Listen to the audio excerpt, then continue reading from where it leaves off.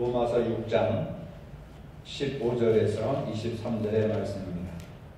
그런즉 어찌하리요? 우리가 법 아래 있지 아니하고 은혜 아래 있으니 죄를 지으리요 그럴 수 없느니라. 너희 자신을 종으로 내주어 누구에게 순종하든지 그 순종함을 받는 자의 종이 되는 줄을 너희가 알지 못하느냐? 혹은 죄의 종으로 사망에 이르고 혹은 순종의 종으로 의에 이르느니라. 하나님께 감사하리로다. 너희가 본래 죄의 종이더니 너희에게 전하여 준 바 교훈의 본을 마음으로 순종하여 죄로부터 해방되어 의에게 종이 되었느니라. 너희 욕심이 연약함으로 내가 사람의 예대로 말하노니 전에 너희가 너희 지체를 부정과 불법에 내주어 불법에 이른 것 같이 이제는 너희 지체를 의에게 종으로 내주어 거룩함에 이르라. 너희가 죄의 종이 되었을 때에는 의에 대하여 자유로웠느니라. 너희가 그때 무슨 열매를 얻었느냐? 이제는 너희가 그 일을 부끄러워하나니 이는 그 마지막이 사망임이라. 그러나 이제는 너희가 죄로부터 해방되고 하나님께 종이 되어 거룩함에 이르는 열매를 맺었으니 그 마지막은 영생이라. 죄의 싹은 사망이요 하나님의 은사는 그리스도 예수 우리 주 안에 있는 영생이니라. 아멘. 바울은 은혜 아래에 있는 성도들, 그 다음에 불법 아래에 있는 사람들, 지난주에 말씀드리기를 율법과 복음, 옛사람과 새사람, 그것에 대해서 이야기를 하고 계속해서 연관된 말씀을 하고 있습니다. 옛 영역에 머물렀던 그들은 불법에 이르렀던 자들이었으나 지금은 새 영역으로 우리가 이동을 하였다 하는 겁니다. 지난번에는 옛사람과 새사람에 대해서 말했다면 오늘은 이제 옛 영역과 새 영역, 옛 영역과 새 영역. 과거에는 우리가 옛 영역에 머물러 있어가지고 불법을 저질렀던 사람들이었는데 이제는 예수 그리스도와 연합함으로 말미암아 새 영역으로 옮겨졌다고 하는 겁니다. 사망에서 생명으로 옮겼고 옛사람에게서 새사람으로 옮겼고 옛 영역에서 이제는 새 영역으로 옮겼다. 영역이라고 하는 것은 머물러 살고 있는 것이죠. 그래서 우리가 이제는 옛 영역에서 새 영역으로 옮겼는데 새 영역에 사는 사람들은 하나님의 뜻에 순종하고 의의 열매를 맺고 거룩함에 이르는 그런 삶을 살게 된다 하는 것이 오늘 말씀의 핵심입니다. 그래서 새 영역에는 하나님께 순종하는 사람, 그 다음에 그 순종을 통해서 의의 열매를 맺는 사람, 그리고 그것이 바로 거룩에 이르게 된다. 거룩에 이르는 길이다. 이렇게 말씀을 하고 있습니다. 우리가 함께 읽은 16절에 보면은 너희 자신을 종으로 내주어 누구에게 순종하든지 그 순종함을 받는 자의 종이 되는 줄을 너희가 알지 못하느냐. 우리가 순종하는 것이 나의 주인이 되는 겁니다. 세상에 순종하면 세상이 나의 주인이 되는 것이고 그리스도께 순종하면 그리스도가 나의 주인이 되는 것이고 바로 그겁니다. 누구에게 순종하든지 그 순종함을 받는 자의 종이 되는 줄 너희가 알지 못하느냐. 우리가 누구에게 순종하느냐에 따라서 누구의 종이냐 이렇게 달라진다고 하는 겁니다. 그래서 혹 죄의 종으로 사망에 이르고 순종의 종으로 의에 이르느니라. 결국 죄의 종으로 사망에 이르고 또 순종의 종으로 의에 이른다 하는 겁니다. 그러니까 순종은 똑같이 순종하죠. 우리가 죄에 순종하느냐 그 다음에 의에 순종하느냐 이것에 따라서 사망과 생명으로 갈라지게 된다 하는 것을 말씀을 하고 있습니다. 그래서 지난주에도 말씀드렸지만은 그리스도와 연합함으로써 그리스도와 하나됨으로써 죄로부터 벗어난 신자들은 어떻게 살아야 되느냐 하는 그런 문제입니다. 근데 이제 이 유대인들이 그 바울이 이런 로마서를 통해서 복음을 전하니까 율법을 벗어나면 방종하지 않겠느냐, 율법 없이 어떻게 살 수 있느냐 하면서 그리스도인들이 방종하는 삶을 산다, 제멋대로 살아간다 이런 비판을 하고 이런 염려를 하게 되었습니다. 그런데 은혜의 영역이 자기 마음대로 하는, 자기가 하고 싶은 대로 하는 그런 영역이 아닌 겁니다. 율법의 영역, 죄의 영역에서 벗어났다고 해서 우리가 하고 싶은 대로 마음껏 하는 방종이 아닌 거예요. 유대인들은 율법을 벗어나면 그리스도인들이 방종으로 나가지 않겠느냐 그렇게 얘기를 하고 비판을 했지만은 율법에서 벗어났다고 해서 방종하는 것이 아닙니다. 율법에서 벗어나서 새로운 의의 길로 들어갔기 때문에 이제는 하나님의 말씀에 순종하기 때문에 우리는 새로운 주인이신 하나님을 섬기고 하나님께 순종하는 삶을 살게 되는 겁니다. 그렇기 때문에 율법을 벗어났다고 해서 방종하는 게 아니에요. 자기 맛대로 자기 하고 싶은 대로 살아가는 것이 아니라 새로운 하나님을 주인으로 모시고 그리고 순종하는 삶을 살기 때문에 율법 아래에 있을 때보다 복음 아래에 사는 것이 더 거룩함에 이르는 길이다 하는 것을 말씀하고 있습니다.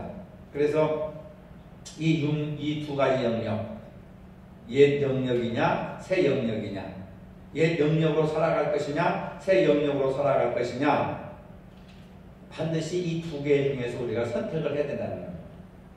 왜냐하면 죄의 종이 되거나 순종의 종이 되어야 한다는 거예요. 그래서 죄의 종이 되어서 사망으로, 그 다음에 순종의 종으로 의에 이르게 된다. 그러니까 두 가지 중간지대는 없는 거죠. 죄의 종에 살 것이냐 순종의 종으로 살 것이냐, 옛 영역에 살 것이냐 새로운 영역에 살 것이냐, 그 두 가지 중에 한 가지라고 하는 겁니다. 17절에 하나님께 감사하리로다 너희가 본래 죄의 종이더니, 과거에는 우리가 죄의 종, 옛 영역에 살았던 그런 사람들이었는데 너희에게 전하여 준 바 교훈의 본을 마음으로 순종하여,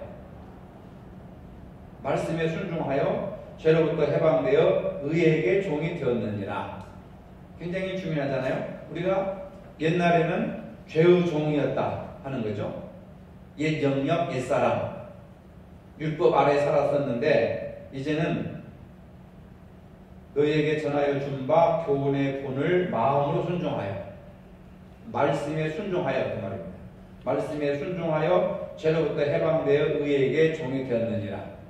그러니까 믿는다고 하는 것은 뭐냐면 말씀에 순종한다는 거예요. 우리가 믿는다고 하면서 말씀에 순종하지 않으면 그 믿음이 아닙니다.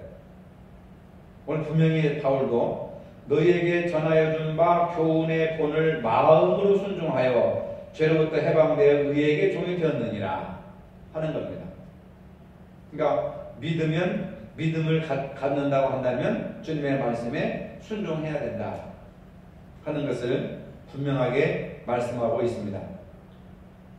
그래서 이제는 더 이상 우리가 방종한 삶을 살지 않게 되고 오직 하나님의 말씀에 순종하고 성경 말씀에 순종함으로 말미암아, 그래서 우리 믿는 사람들은 하나님의 뜻 아래에 있다는 것과 그에 합당한 순종의 삶을 산다고 하는 것을 바울은 이 본문을 통해서 강조하고 있는 겁니다. 하나님의 뜻이 성경에 나타나면 그 뜻에 순종하는 삶을 살아가야 된다, 합당하게 순종해야 된다는 겁니다.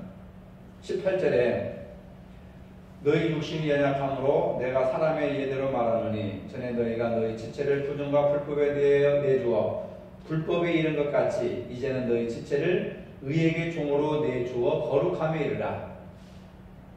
예수 믿기 이전에는 우리 지체를 부정과 불법에 내어주어 불법에 이르렀지만은 이제는 너희 지체를 의에게 종으로 내주어 거룩함에 이르라. 하나님의 말씀에 순종함으로써 거룩함에 이르라 하는 겁니다. 그래서 이 해방이라고 하는 것, 구원이라고 하는 이 말이 우리에게는 굉장히 중요하잖아요. 죄에서 자유를 얻게 되었고 죄로부터 해방되어 의에게 종이 되었느니라. 이 말씀이 얼마나 중요한 겁니까? 죄로부터 해방되어 의에게 종이 되었느니라 하는 겁니다. 해방이라고 하는 것은 어떠한 것에 구애됨 없이 마음대로 할 수 있는 그런 방종, 자유를 의미하는 것이 아니고 죄의 세력으로부터 벗어남을 의미하는 겁니다. 이게 굉장히 중요한 거잖아요. 해방하면은 이제는 걸릴 것 없다. 이제 마음껏 내가 살아도 된다. 마음껏 내가 하고 싶은 거 다 해도 된다. 이런 의미가 아니고 죄의 세력으로부터 벗어난다. 죄의 세력으로부터 벗어난 거예요. 사냥꾼의 올무에서 해방되듯이 자유로우듯이. 그러니까 자유라고 하는 것은 뭐냐면 사냥꾼의 올무에서 벗어나는 것, 죄의 세력으로부터 벗어나는 것을 의미하는 거지, 우리가 마음껏 하고 싶은 대로 다 하는 것이 해방이 아니에요. 그 방종입니다. 유대인들이 율법을 떠나면 너희들은 방종하게 된다라고 비판을 했듯이 방종이 되기 쉽습니다. 여기서 해방은 뭐예요? 죄로부터 우리가 벗어난 것을 얘기하는 것이다. 그래서 죄로부터 완전히 벗어나는 것은 신자들을 자유롭게 하는 진리의 말씀이에요. 죄로부터 우리가 자유로워진 거죠. 죄로부터 벗어나는 것이고 죄로부터 자유로워지는 진리. 그것을 바로 은혜의 영역이라고 한다. 성경은 그렇게 말씀하고 있습니다. 그래서 우리는 죄로부터 자유로워졌다고 해서 영원한 자유를 추구하는 것이 아니라 하나님의 말씀에 매여 있어야 되는 거예요. 아시겠어요? 이게 중요한 거예요. 죄에서 벗어났다고 해서 끝나는 것이 아니라 하나님의 말씀에 묶이는 거예요. 매이는 겁니다. 어항 속에 물고기가 어항이 답답하고 물속이 답답하다고 해서 운동장으로 뛰쳐나가면 한 10분 정도 펄떡거리다가 거기서 죽습니다. 물고기는 어항 속에 물속에 있어야 자유를 느끼는 거예요. 마찬가지로 우리가 자유라고 해방이라고 하는 것은 죄에서 벗어났지만 물고기가 물속에 다시 들어가는 걸 말하는 겁니다. 하나님의 말씀에 매이는 것이 참된 자유라. 그리스도 안에서 참된 자유를 누리는 겁니다. 아시겠어요?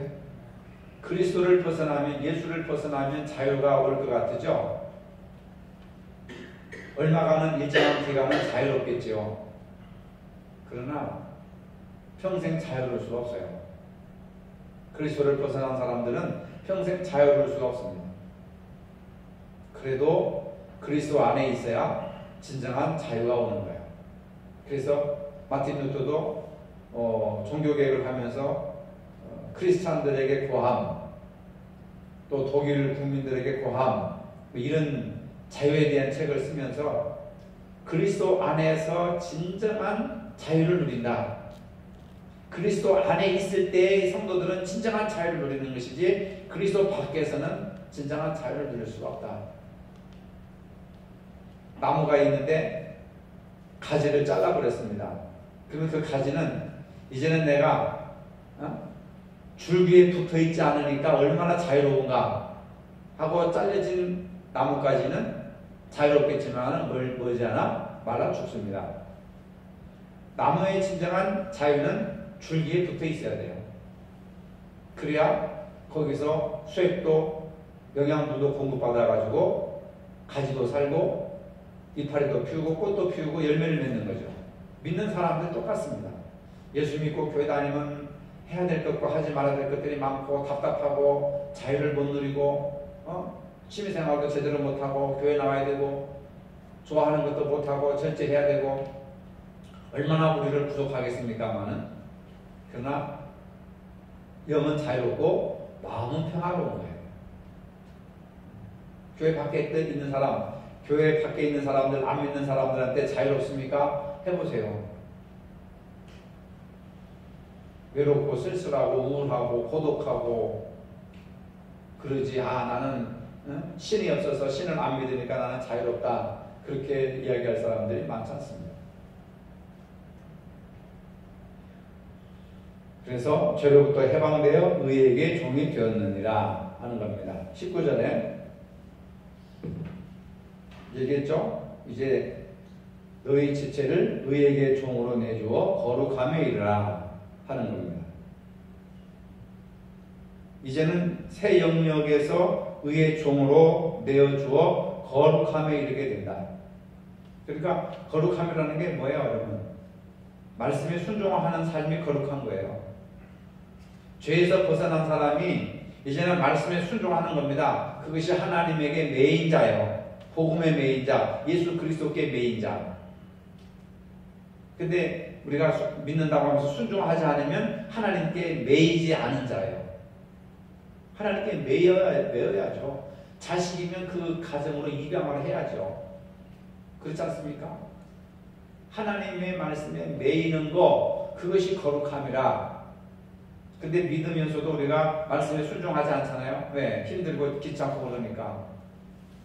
몸은 교회에 담겨있지만 불순종하면 그건 믿는 사람이 아니죠. 거룩함에 이르는 것이 아니기 때문에. 그래서 부정과 불법에 반대되는 의롭고 도덕적인 삶을 살아야 되고, 거룩함이라고 하는 것은 완전 무결해서 죄가 없어진 상태가 아니라 거룩하게 되는 과정입니다. 과정. 여러분, 예수 믿고 우리가 예수 믿는다고 해서 우리가 죄가 없어요? 죄가 있어요. 죄가 있는데 죽을 때까지 우리가 신앙생활 하면서 뭘 해야 돼요? 거룩함에 이르는 과정의 길을 걸어가는 거예요. 사람이 죽어야 거룩하게 된대요. 죽고 난 이후에 영화로운 단계로 들어가요. 살아있는 동안에는 우리가 죄성을 가지고 있기 때문에 완전 무결한 그런 의인이 될 수가 없죠. 죄가 있지만은 죄가 없다고 그냥 인정해 주는 거죠. 죄가 없어져서 우리가 의로워지는 것이 아니라 죄가 있지만은 주님의 은혜로 의롭다고 인정을 해 주시는 거예요. 내가 내 예산값을 다 갚았으니까 너는 이제 예산값이 없는 걸로 내가 인정해 줄게. 그렇게 인정을 해 주는 거예요. 의롭다 인정함을 받은 겁니다. 우리가. 그렇죠? 죄가 완전히 우리 안에서 사라진 게 아닙니다. 죄가 있지만은 의롭다고 인정을 해주고, 그러면서 조금씩 의로워지면서 거룩하게 되는 과정, 이게 바로 거룩함에 이르라. 예, 거룩함에 이르라 그랬지, 거룩함에 도달했도다, 완전히 거룩해졌다 이 얘기는 안 해요. 거룩함에 이르라. 거룩함에 이르라라고 하는 것은 뭐예요? 거룩하게 되는 과정. 지금 우리는 거룩하게 되는 과정 속에 있다. 아시겠어요? 네. 그 다음에 20절에 너희가 죄의 종이 되었을 때에는 의에 대하여 자유로웠느니라. 너희가 죄의 종이 되었을 때는 의에 대하여 자유로웠느니라. 의에 대하여 자유로웠느니라. 의라고 하는 것은 의로운 행동을 말하는 겁니다. 그래서 본문에서 바울은 은혜의 영역으로 옮겨지기 전 신자들은 죄의 종으로서 하나님을 기쁘게 하는 행위와는 상관없는 삶을 살았습니다. 불법을 행했습니다. 과거에 구습을 쫓는 삶을 살았습니다. 그들은 하나님의 의로운 명령이 무엇인지 알았음에도 불구하고 의도적으로 반응하지 않았고 영적인 것들에 무감각한 자들이었습니다. 그것이 바로 죄의 종이 되었을 때에는 의에 대하여 자유로웠느니라. 바로 그 말입니다. 과거에는 우리가 하나님을 기쁘시게 하는 행위와는 상관없이 내가 하고 싶은 대로 살고, 내가 주인 노릇하면서, 자기가 왕 노릇하면서 하나님의 뜻과는 상관없이 그렇게 자유롭게 살았다는 거예요. 죄에 대해서 자유롭게. 그래서 불법을 행하는 삶을 살았다. 하나님의 의로운 명령이 무엇인지 알았음에도 불구하고 의도적으로 반응하지 않았으며 영적인 것들에 무감각한 자들이었다. 21절 너희가 그때에 무슨 열매를 얻었느냐? 이제는 너희가 그 일을 부끄러워한다. 그때 무슨 열매를 맺었느냐? 하나님의 뜻을 알면서도 불순종하고 무감각하게 살다 보니까 재미는 있거든요. 아담과 하와가 선악과 열매를 먹을 때 얼마나 맛있었겠어요. 먹고 난 다음에 문제지. 그래서 그때에 무슨 열매를 얻었느냐? 이제는 너희가 그 일을 부끄러워하나니 이는 마지막이 사망임이라. 무서운 얘기를 하잖아요. 우리가 믿기 전에 옛 영역에 머물렀을 때 행동들은 현재 그들이 부끄러워할 만큼 수치스러운 행동들이었다는 거죠. 선악과를 먹을 때는 얼마나 맛있었겠어요. 근데 먹고 나니까 부끄러운 겁니다. 그래서 나무 그늘에 숨었잖아요. 기억나시죠? 그래서 무화과 나무 잎을 엮어서 치마를 만들어 주지 않았습니까? 부끄러워할 만큼 수치스러운 행동들이었다. 그것이 바로 마지막의 사망입니다.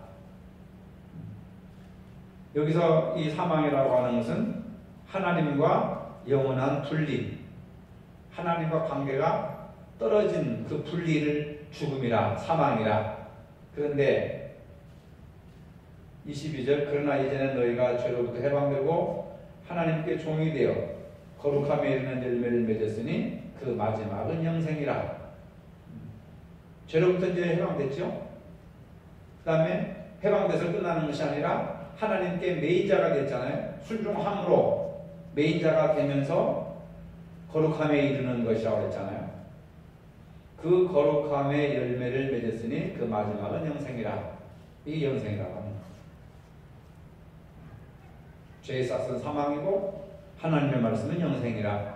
바로 이런 데서 오는 거예요. 이 말씀을 22절의 이 말씀이 지금까지 한 모든 내용들의 결론을 얘기해 주는 겁니다. 그러나 이제는 너희가 죄로부터 해방되고 하나님께 종이 되어, 죄로부터 된 것은 하나님께 종이 되기 위해서요. 세상으로부터 벗어난 것은 하나님께로 가기 위한 겁니다. 이스라엘 백성들이 애굽에서 떠난 것은 가나안으로 들어가기 위한 거예요. 아시겠어요? 우리가 예수를 믿는 것은 세상으로부터 우리가 죄로부터 벗어났잖아요. 죄로부터 벗어난 것이 목적이 아니에요. 죄로부터 벗어난 이유는 뭐냐? 하나님께 매이기 위해서. 하나님께 매이기 위해서. 세상에 순종하지 않는 것은 하나님께 순종하기 위해서. 아시겠어요? 하나님께 종이 되어 거룩함에 이르는 열매를 맺었다. 그게 거룩함이라고 하는 겁니다. 결국 그 마지막은 영생이다. 어제 3일절이었죠? 잠깐 오후에 텔레비를 보는데 일사가고 주기철 목사님의 그 다큐멘터리, 영화 비슷한 다큐멘터리를 해주는 걸 봤어요. KBS에서. 여러분 혹시 보셨습니까? 일사가고 주기철 목사님? 예. 왜 일제에 항거하고 신사참배를 거부하고 옥에 갇히고 고문을 당하고 왜 그래요? 하나님께 순종하기 위해서 그러는 거예요. 하나님의 말씀에 순종하기 위해서 신사참배를 거부하는 거예요. 신사참배를 거부하는 것이 목적이 아니라 하나님께 순종하기 위해서, 하나님을 섬기기 위해서. 이게 분명한 거여야 됩니다. 죄에서 우리가 자유함을 얻은 것, 죄로부터 해방된 것은 하나님께 종이 되기 위해서, 하나님께 매이기 위해서. 이 목적이 분명한 겁니다. 하나님의 종이 되고 하나님께 매임이 되는 것이 거룩함이라고 말해요. 그것이 바로 마지막이 영생이라 그 말입니다. 어제 그거 보면서 참 부끄러움을 많이 느꼈어요. 우리 장로교 총회에서 신사참배를 가결을 했습니다. 목회자들이. 부끄러운 거죠. 우리 총회에서.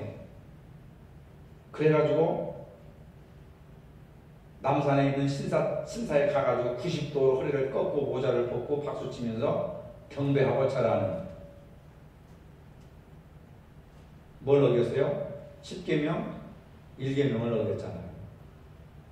심지어는 더 열성적인 사람들은 일본에 가가지고 일본 신사에 가서 직접 경배를 하고, 한정에 들어가서 팬티만 입고 물속에 들어가서 침례를 받으면서 동쪽을 향해서 신사에게 절을 하고 침례를 받고. 우리 기독교가 왜 그런 부끄러운 역사를 가지고 있는 거예요. 그러면서 더 화가 나는 건 뭐냐면 그 주기철 목사님을 목사회에서 면직을 시켜버린 거예요. 총회에서.